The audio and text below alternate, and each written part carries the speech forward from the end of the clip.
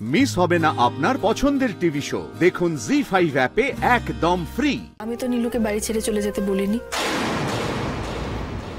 বলেছে মা, দাদা ভাই। তবে হ্যাঁ, এবার আর ওদের আটকাইনি আমি।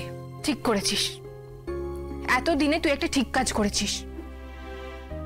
এটা তুই যদি আগে করতিস না, মেজি ভাই তোর এতগুলো সর্বনাশ করতে পারতো না।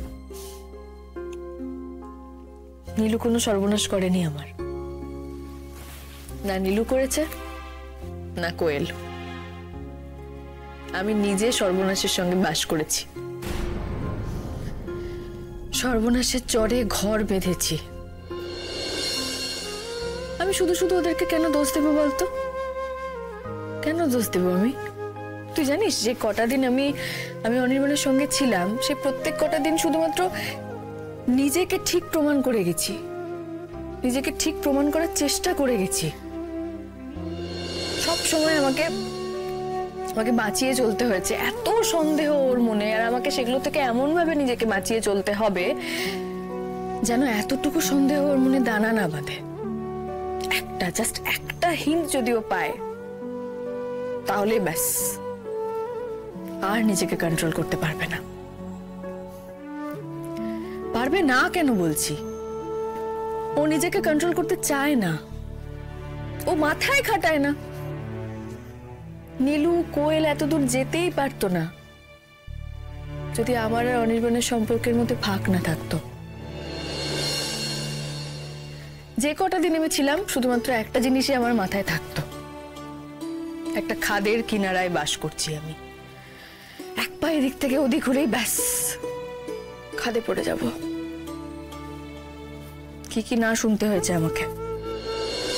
ভাই, তুই কিন্তু আর এই ভুল করিস না। ওই লোকটার কথায় আর ভুলিস না, আর ফিরে যাওয়ার কথা মাথায়ও আনবি না। তুই এসব নিয়ে বড্ড বেশি চিন্তা করিস না রে।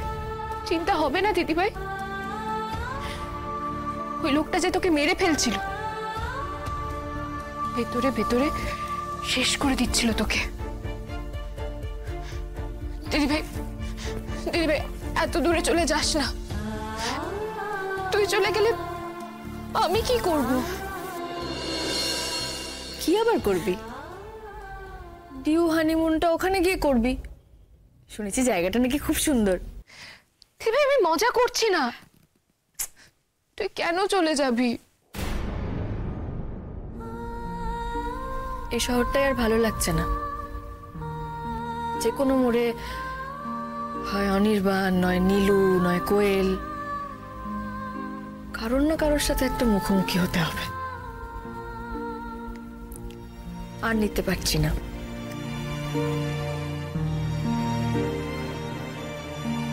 তুই এত ভালো কেন রে দিদিভাই? তুই এত ভালো বলে তুই এত কষ্ট পাস।